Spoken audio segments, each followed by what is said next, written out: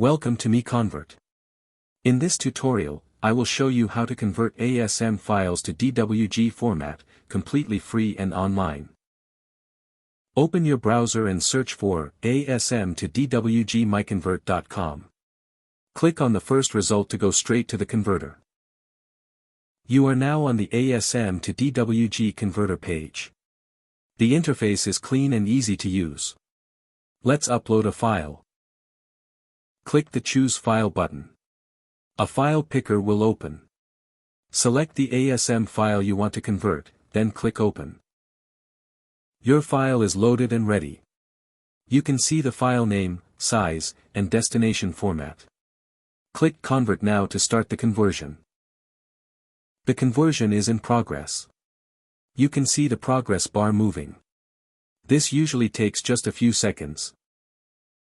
Done. Your file has been successfully converted. Click Download to save the DWG file to your computer. That's it. Visit MiConvert.com for more free conversion tools.